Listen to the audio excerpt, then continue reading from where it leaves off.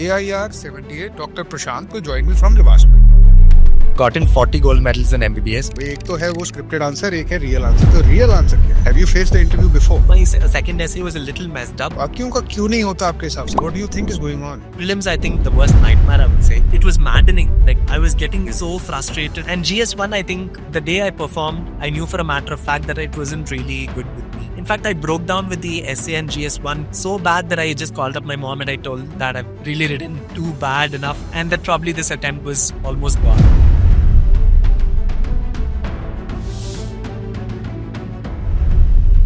Welcome everyone to this special episode where I am joined by a recent topper, AIR 78, Dr. Prashanth, who has taken the time to join me from Libasna. Dr. Prashant is right now at Libasna undergoing training. इनकी training चल रही है, foundation course चल रहा है अभी और बहुत सारे क्वेश्चंस मुझे डॉक्टर प्रशांत से पूछने हैं.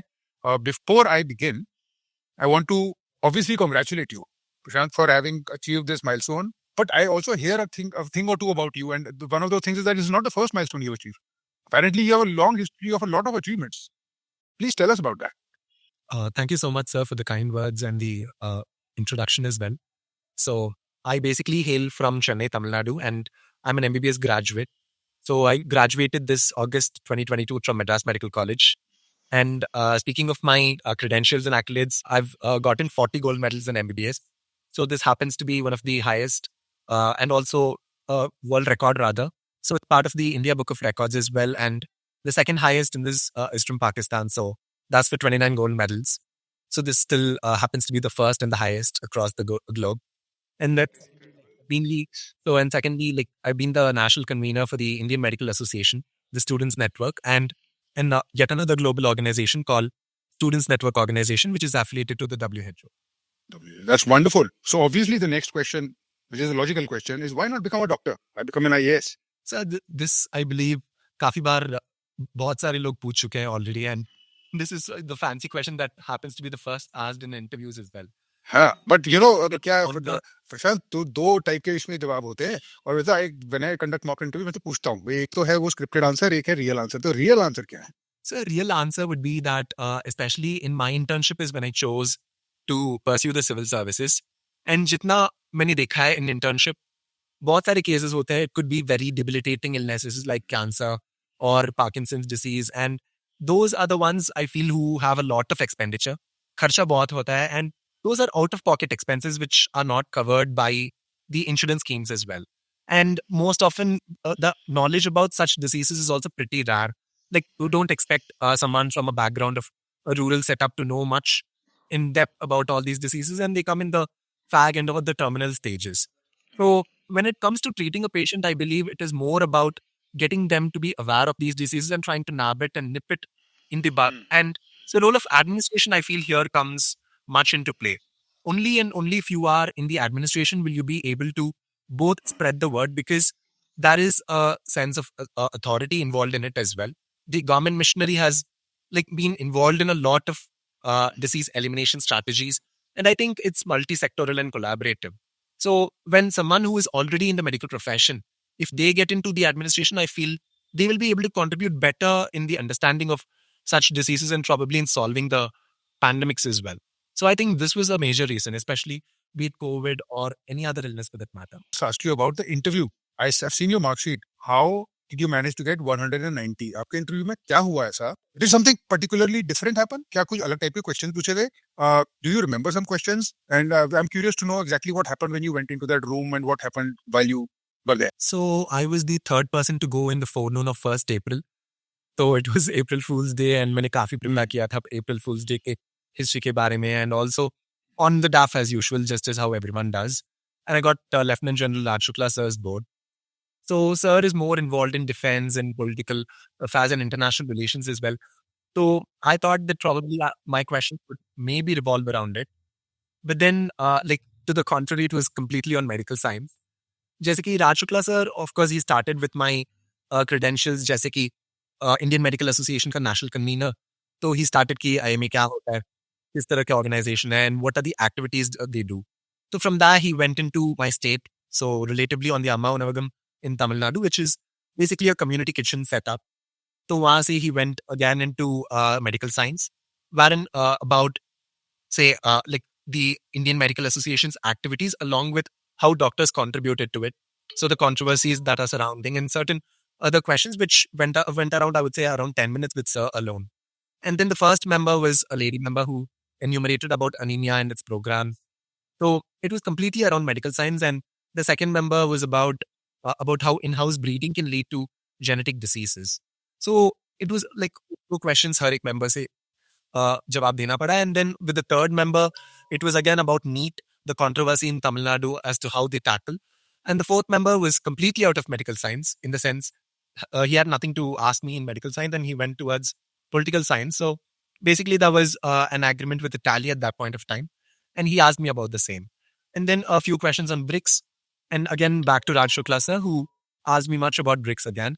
So he just mentioned if it's a geopolitical or a geostrategic organization. And I would say that my answers had probably a high point around the third and second members and with Shukla sir.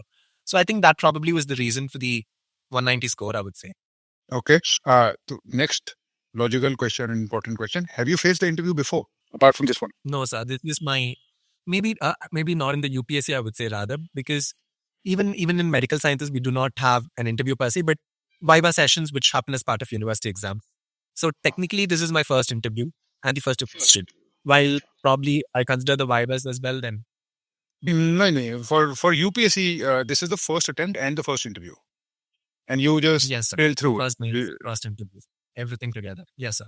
That is incredible. And which also, actually, it prompts me to ask a lot of questions now about your preparation, because you see, for you, it does not seem to be a mystery. You seem to have cracked it, right? Obviously, you've cracked medical science, you've cracked UPSC, but so many students, बहुत लोगों के लिए अभी भी mystery है. जो problems मैं सुनता था 10 साल पहले, अभी वही problems सुनता हूँ, and I'm trying to solve them the best I can.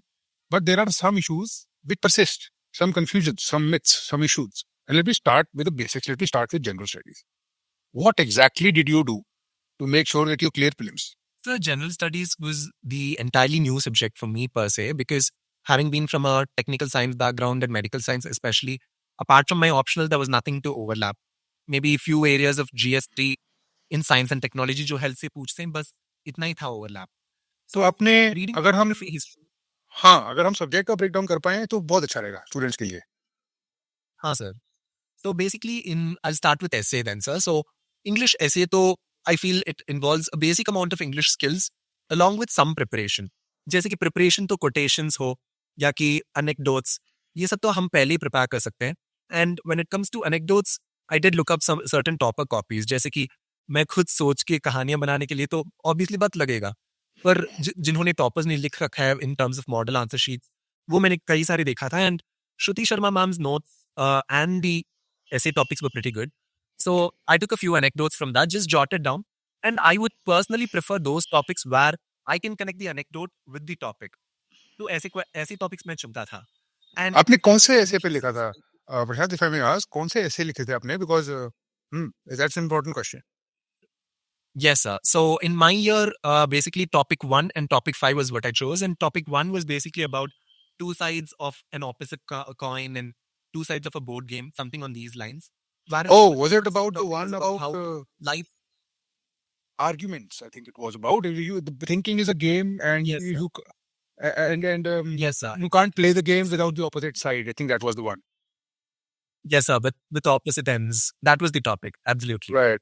And the fifth topic was about feminism connected with a sense of the male patriarchal thing, in the sense girls are bowed down by restrictions and boys weighed down by demands.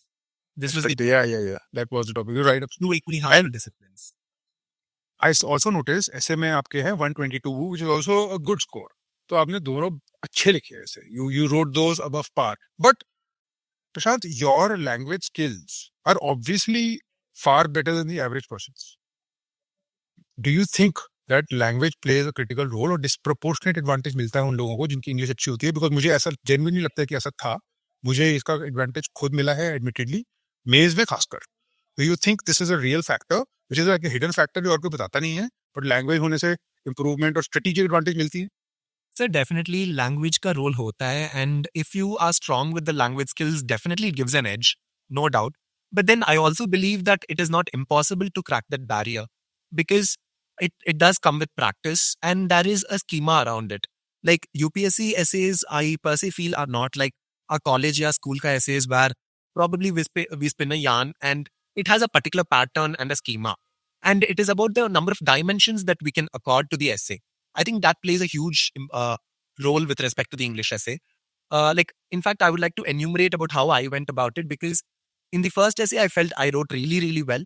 I could think of n number of dimensions, and I think I spent around 1 hour 45 minutes on that essay. And I felt I really did justice to the topic. While on the second essay, I actually misconstrued the topic partly. So it was about girls being weighed down by restrictions and boys with demands. That was exactly the topic. And I understood with demands as the demands that boys place on girls. So my narrative is completely about how boys make a particular demand and how that is a particular restriction on a girl. So I would probably say that my second essay was a little messed up, but it also depends on the kind of interpretation that you choose to take. And maybe if it were a liberal examiner as well, there are multiple factors into it. But then There can be a I would factor. have probably got Yeah. even Yes. 10 more minutes. very rich in the first essay, and the second essay would probably be in the 47 or 50K aspas. So that's how I said I would have given scores for my own essay.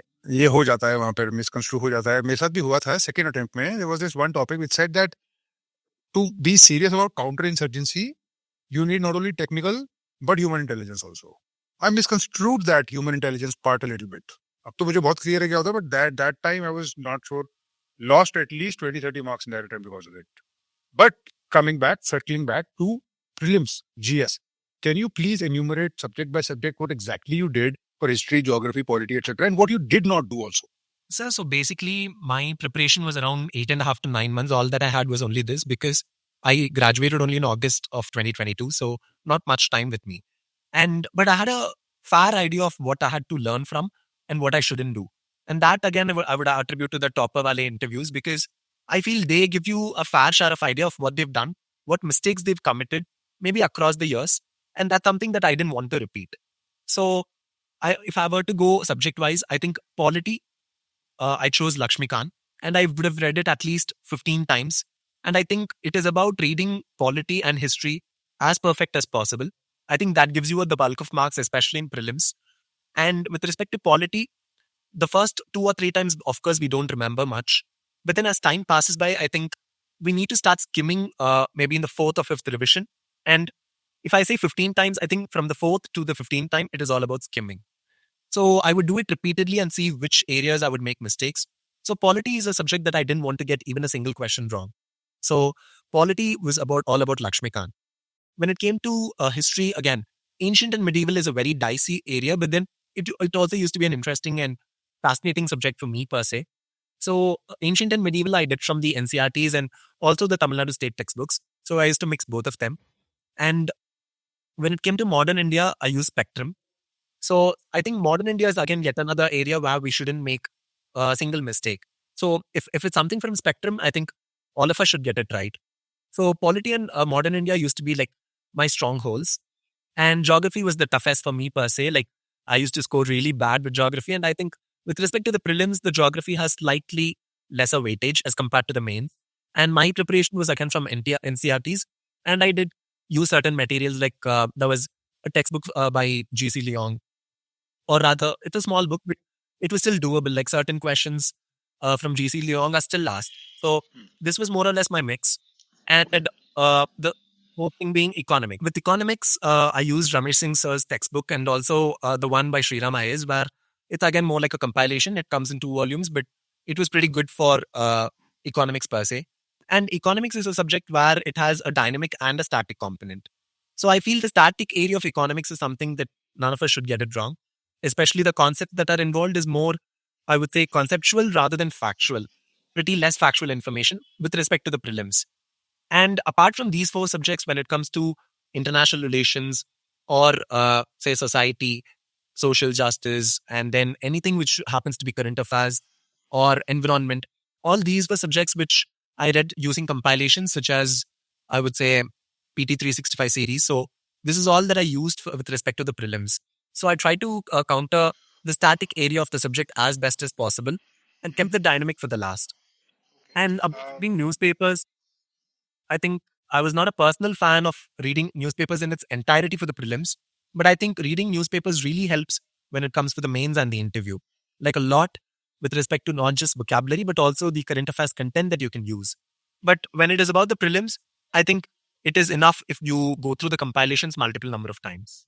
I have something going on in my head which I have to put out. All the sources you mentioned are well understood. सबको पता है, सबको पता है. बाकियों का क्यों नहीं होता आपके हिसाब से? What do you think is going on? आपने जो बताया वो स्टैंडर्ड है. अगर आप एक गूगल सर्च करोगे, Well, things. please. Yes, sir. I think there are a few additional things here, which is probably why people lose out. And I think I, again, had a great fear for the prelims because I was confident relatively of the mains part, but prelims, I think, was the worst for me as well, the worst nightmare, I would say. Because once you don't clear prelims, there is no chance to get into the mains in the first place. And having seen both ends of the spectrum where people even give 5 to 6 attempts and they probably don't clear the prelims, so it was indeed scary for me as well. And I think what I did differently would probably be that I stuck to these resources. I didn't go for multiple other resources. I did it multiple times, I would say. I would have revised each of these, rather skimmed, I would say, multiple number of times. So that's one. Two, I think previous year test papers and the UPSC exam question papers are kind of the Bible that everyone needs to go through, including the solutions in every depth. So that's something I think I did, again, multiple number of times. The third thing is about taking up any test series of your choice. I think doing as many questions as possible and practicing gives you a great idea about how many you should attempt. So I had this strategy of attempting, I think, 85 questions in every test paper. So this is where I found myself at a sweet spot. And this I did at yes, sir. And I would have done, I think, at least 10,000 questions. Like I used to try full length papers as much as, and I would have given at least a papers, like 12 papers a day. It was maddening. Like I was getting so frustrated and maddened with the number of papers I solved. But then I think for prelims, that is completely justified and it is important, especially if that's the weaker point. I think all of us need to put our focus on prelims. Yes, sir. And when it comes to the mains, I think this much of efforts is not something that I did. मुझे क्या लगता है प्रशांत, मेरी intuition बहुत सारे students के साथ engage करने के बाद ये है, स्ट्रेटजी तो सिंपल ही है, but I think the critical factor is grit, resilience. People get worn out. इतनी रेपिटेशन बर्दाश्त करने के लिए एक certain amount of will power, certain amount of pain tolerance it is required, वो हर किसी में होती नहीं है. That is what I am able to understand. आपका obviously there is another factor which needs to be spoken about. You obviously have a much higher IQ than the normal person. वो एक फैक्टर है, can never be ruled out. Intelligence के लिए ही test कर रहे हैं ये लोग. They are testing for intelligence, right? They obviously filter the threshold level के इंटेलिजेंस के बिना तो काम होगा ही नहीं, भूल जाओ. But add on to that intelligence a certain level of grit and determination. 15 बारी किताब को पढ़ने कौन चाहता है? Who wants to read 15 times a book?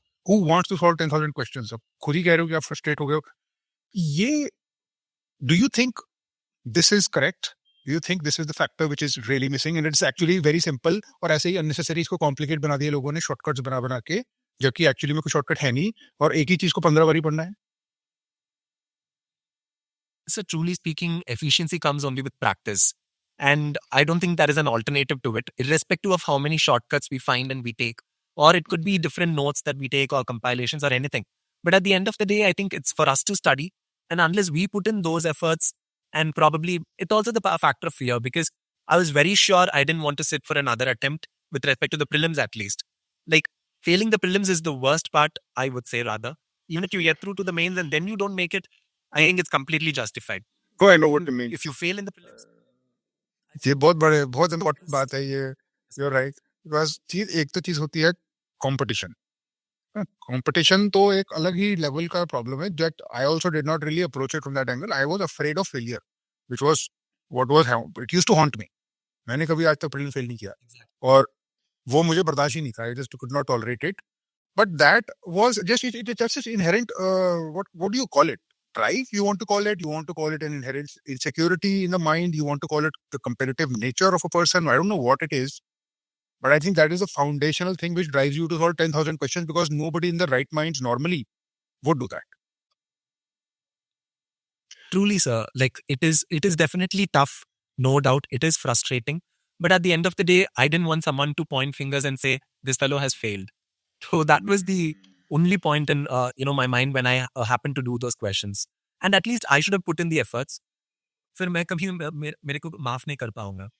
So that's ये the thing with me. बहुत अच्छी बात आपने बोली. बहुत इंपॉर्टेंट है ये माइंडसेट वाली डिस्कशन करना, क्योंकि जो sources and all are very standard. ऐसा कोई मिस्टीरियस कुछ शॉर्टकट नहीं है. आपको किसी ने, you did not get any prophecies shared with you in your sleep. You did what everybody is supposed to do, and you got through in the first attempt, and that too with flying colors. 78 rank achieve करना आसान नहीं है. आपने वो achieve करी है with other past records also. Was that your approach in the past previous things you were doing? क्या इसी टाइप का आपका माइंडसेट रहा है हमेशा एकेडमिक्स को लेके? Yes, like partly in the sense it used to be subjective exams in medical science with respect to my MBBS, and I used to be competitive, but I used to put in as much efforts as possible along with some degree of smart work. And if it came my way, well and good. If it didn't, I think I would probably put in better efforts for the next attempt. So that was always my strategy. Acha. Let me ask you a different line of questions, and then I'll come back to ethics, and I'll also come back to optional paper, etc. To what extent are you a disciplined human? Let me just gauge that by some questions. Do you, when you were preparing for the UPSC, were you consuming social media? Did you have an Instagram account? Yes, I was doing. You were? In fact, quite a few hours. I'm not the ideal person when it comes to social media because I've been on social media at least say 2 hours a day, 3 hours a day. Sometimes it runs a number of hours. But I think I also managed my time with respect to whatever I studied, because there were some days I would probably study around 4 to 6 hours, maybe 6 to 8 hours as well, I would say. 6 hours, I would keep it as the median. But I think consistency is key over here. And I would keep small targets, like say a weekly target wherein I would mix 2 subjects, let's assume polity and history. And I would keep certain targets that I should have completed these many chapters by the end of the week.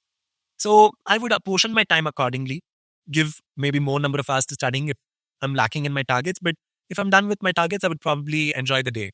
So I think I mixed both of these. And the fear part really swept into around Jan. Jan, you went into some sort of a panic overdrive, and then you basically just got a good crack at it. And you were doing it. Sure, takes all these questions endlessly. Yes, sir. And in the process, क्या आपके पास कोई mentor था या आपको जरूरत नहीं पड़ी, because you already had such a long history of experience with competitive examinations and academics? So most of my preparation was self-study, but then I got in touch with a few seniors of mine who are right now in the service. Like there was a fellow medico who got into the IPS last year, just a year before me. And he was a mentor as well, Dr. Madan. And there was Mr. Rohit as well, who is into the IPS again. And he was a part of 12 batch. And Dr. Chintanadi ma'am, so she is part of the IRS right now. So the 3 to 4 mentors who could really help me out in the service. So they kind of gave me a glimpse about how they went about that preparation as well.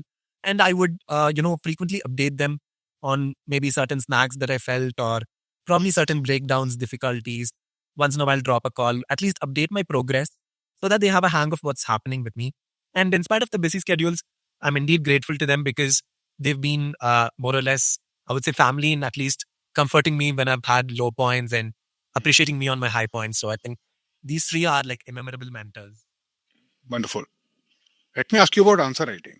It's a big fear in the minds of people, especially जब लोग start कर रहे होते हैं कि क्या strategy थी answer writing की, कितने answer आपने लिखे और आपको क्या लगता है कब answer writing start करनी चाहिए? So I think starting answer writing early in the preparation is actually good, especially if you are on a low footing with respect to the mains. I think it's about gauging which are your strong areas and which can be your weak points. So for me, per se, prelims was always my Achilles heel. And with respect to the mains and interview, I was relatively confident. And mains, especially because we are used to writing subjective answers and medicine as well. So my preparation for the mains was relatively less. And I think with respect to mains, it is more of smart study that helps a lot. And when it came to answer writing, I actually started writing English essays and the GS2 paper around November-ish. So it was early in the phase. But then I also gave it a hiatus. And once around Jan to April or Jan to May, it was always about just prelims. Nothing about mains. And I ensured that I completed a portion of ethics in the month of December to Jan. So I think finishing essay, ethics, and the optional a little beforehand would obviously help. And when it came to writing answers again after the prelims, I think around midway through, like when say 40 to 50 days or 60 days-ish were left, that is when I started writing answers, maybe like a little of daily answer writing. And then the full papers were probably around 20 to 25 days before that. So I started giving in the pattern of UPSC, wherein we have one paper in the morning and one in the afternoon. And that's when I understood that it's actually a tough job to write 6 hours a day. Oh, My hands were really aching for the first time. And that was actually a tough situation to handle. But then the kind of simulation that it gave me a hang of how UPSC is going to be. and muscle memory, because nobody writes anymore all that much. Once you get the hang of that and your hand starts moving in the right way, मैंने देखा है पहले attempt में I was not really prepared for that too much, और my actually my muscles failed me at that point. एक point पे ना खत्म हो जाता है, handwriting खराब, लाइनें ठीक ही नहीं लग रही, सीधी नहीं लग रही, and it's all just turning into a big mess. Lose control. At least that's what happened to me initially, because I was an engineering graduate. I didn't have any writing experience so much to speak of. Later in the second attempt, this was a smooth experience. मेरे 2 mains बिल्कुल different थे. पहले mains में मुझे बहुत दिक्कत हुई, दूसरे मेंस में मुझे कोई दिक्कत नहीं हुई. स्मूथ, मेरे पास टाइम था रिवाइज करने का, अच्छे से रिवाइज करके अंडरलाइन करके मैं कर पाया. But it was, you're right about that, it was about practice, which you seem to have done a lot of. Absolutely. On the issue of practice, what do you think is the role of luck in UPSC? You might not be the right person to ask, because it doesn't seem कि आपके case में luck का कोई role है. वो आप predictably इतने सब कुछ चीजें कर पा रहे हो. But what do you think it is really? So I believe luck definitely plays a huge factor in UPSC, but it's also combined with the amount of diligence, hard work, and smart work that you take up. Especially when it comes to prelims and interview, I think the fair share of luck is all the more, because prelims is again more about the right questions that you choose, and also I would say about what you've studied and what comes through in the paper. While in the interview, again, everything right from the board you go to, that particular day, the happenings of the day, maybe if you are the first person or the last person. I think there are very minute factors, but those are not factors that are really into your hands in the interview part. So I think interview is the most variable where luck is involved, followed by prelims, and mains would probably be the least where luck actually plays a role. I agree. Mains is the most predictable and the most patterned of all the three. And मैंने ये भी notice करा है कि mains में surprises कम होते हैं. Yes. Which that is a low in one paper, that is probably a high in the second paper. So it just evens out. Sort of evens out. Let me just come one final question about your marks, because I saw your mark sheet. तो GS में बहुत ज़्यादा अच्छा score नहीं है. GS2 में बहुत अच्छा स्कोर है. GS1 में you have 74. GS2 में you have 125. GS3 में you have 91. What is the secret behind that 125 in GS2, which is all polity? I think is that must be the secret. Polity बहुत strong था आपका. Yes, sir. I was always fascinated about GS2, I would say, right from the start of my preparation. And I think with respect to GS2, the subjects of polity, international relations, and governance, social justice, I think these 4 were always my strong points. It was the best that I could prepare as well. And I would say that I think that is a strategy when it comes to the mains preparation. I always focused on the subjects that I was already strong at. So essay, ethics, and GS2 were like my strong points. And in ethics as well, I got 134. So I think ethics was again a very, very, good area for me per se. So I would try to enhance my skills on these papers so that I don't lose out further on these. And GS1 and 3 was not very cozy or comfortable for me, considering the short phase of my preparation as well. And GS1, I think the day I performed, I knew for a matter of fact that it wasn't really good with me. So it was almost somewhat around average to even below average, I would say, because there were 3 questions, of which 2 15 markers and 1 10 marker, the one on FODs, the one on the art and culture of Delhi Sultanate, and one more question, which I really did not know. And I just beat it better on the bush and probably just wrote a few pointers. In fact, the FODs question, I almost left it by just writing 1 or 2 lines. And I think these are certain mistakes that I committed in the GS1 paper. In fact, I broke down with the essay and GS1 so bad that I just called up my mom and I told that I've really written too bad enough, and that probably this attempt was almost gone. And then it was the confidence that she brought me that I think my GS2 paper was just upside down and I could do really well. And the moment I was done with my GS2 paper, I knew for a matter of fact that I had dashed it to the best of my abilities. And I think GS3 was again above average. It was 91. And GS4, again, I was very convinced about how I had performed. So I could rather like predict my scores roughly, except GS1. And I think that was kind of the scores that I got as well. Let me just, for the benefit of the audience, ask you, how did you prepare GS4? बहुत अच्छा score है, 133 है आपके GS4 में, ethics में. Exactly कहाँ से पढ़ाई करी थी, कितना पढ़ा था, And what do you think is the reason behind this score? How can it be replicated? Ethics, I think, was the least of preparation that I actually gave, but then it was heavily value added and value loaded, I would say. So when I say value added, what I precisely did was to take definitions from lexicon. So I just gave a glimpse of lexicon, like I skimmed it through. I took the definitions of every single keyword. And I think ethics is one paper which is completely predictable. Like the questions are extremely repetitive from the previous year questions, like say code of conduct, code of ethics. It could be about corporate governance, etc., etc. Every single thing in ethics is like very predictable. So I had a definition from lexicon for each of these. And if I could not find a definition in lexicon, then I chose to Google it and I jotted it down in 2 or 3 A4 sheets. So I properly mugged up those definitions because I did not want to lose out on time when I had to think for certain words. So that gave me the speed and the pace that is required for ethics. Two, I think I wrote it in pointers and I substantiated every single argument that I gave for a particular answer with an example. So for the examples, I picked up these examples from again topper copies. I think at least 50 to 60 different topper copies that I could, go through. I just went through for the examples. So I again jotted down the examples in a separate piece of paper. And again, it was about mugging up those examples so that I don't lose out on time. So any answer for that concern, I would try to give it a contextual introduction, probably by the definition or something to do with the current affairs or by personalities. Like for every single answer, I would rotate the kind of introductions that I gave. And the conclusion would more or less be with certain quotations. And these quotations, again, are excerpts from the topper copies as well. So this is like, say, if it's about, certain theories that you can pick up. Shruti Sharma ma'am had like really good notes for ethics. And I think those are like to-go Bible notes, I would say. It had everything about every single theory and the kind of dimensions that you give in ethics, especially for the case studies. I think it needs to be heavily loaded with ethical theories as well. Like when it comes to Aristotle's or Kant's philosophies, everyone kind of writes the same old theories. And I feel the examiner is also bored reading multiple different theories of Aristotle, Immanuel Kant, and so on. So certain, different theories, I would say, like Swami Dayanand's Aryan doer split. And then there was something called the banality of evil. So these are certain different satire which I didn't want to stick to Hannah Arendt's, as you rightly said, sir. So I didn't want to stick to the conventional theories alone. So I think writing different and novel answers are rewarded when it comes to essay and ethics.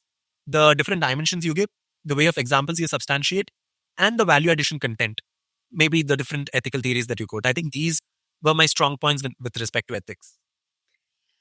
My last question to you, Prashant. What is your advice to students who are starting out, have self-doubt, and want to clear in the first attempt like you, and want to be where you are 1 year down the line? What is your advice? So I think it is about trusting the process as such. The process might sound unpredictable, but then you can always make it through. Maybe even if not in the first attempt, I'm sure that diligence and hard work will always be rewarded. And it is about just having the confidence in you and the motivation, along with a supportive and suitable ecosystem, because friends, family, mentors do matter. And when everything goes right in this manner, I believe success will definitely be yours. If not today, then maybe tomorrow. So it's all about just having that confidence in you and moving ahead with the right aim. Thank you for sharing all this, Prashant. I think the whole thing was so simple that it's almost hard to believe. What you've done is you have figured out the bare minimum that needs to be done, and you've done it exceptionally well, and you've done it. I think what you have is not only very high intelligence, but a very, very clear sense of direction, which I think appears to me to be as a characteristic. I think it comes out in anything you do, including what you've done in the past. After medical science में जो 40 gold medal हैं, मुझे नहीं लगता ऐसे और किसी के आते हैं, unless उसके अंदर ही कोई ऐसी ड्राइव हो जो हर जगह निकल रही है. बट उसकी वजह से जो आपने एग्जाम्पल सेट किया है वो बहुत इंपॉर्टेंट है. You have demonstrated at least to me and to anybody who sees this कि इसमें कोई बहुत बड़ी मिस्ट्री नहीं है. फॉर्मूला सिंपल है, वही चीजें करनी है, बट बहुत बारी करनी है, बहुत मेहनत करना है उसी चीज पे और अपने आप को बिखरने नहीं देना है. Trust the process, like you से. वो प्रोसेस अभी तक चेंज नहीं हुआ है. वही स्पेक्ट्रम मैं भी पढ़ के गया था, वही स्पेक्ट्रम आप भी पढ़ के गए थे, और वही स्पेक्ट्रम कोई बहुत अच्छी तरीके से पढ़ के जाएगा तो उसका अगले साल भी हो ही जाएगा. That I think is the crux of the message, for which I and the students and the audience are thankful to you. We're happy that you've spent the time and you've given us this clear perspective. And I really appreciate. Thank you so much. Your It was a pleasure talking to you. And in fact, you've been an inspiration as well personally, because I used to see those videos and the short snippets on Instagram. So in fact, using social media did help me that way. And your essay mentorship as well. I've seen certain tips from you as well, and that really did help me. But guiding students across years. Thank you very much, Prashant, and I hope to see you soon. All the best. Have fun at Lavasna. You earned it.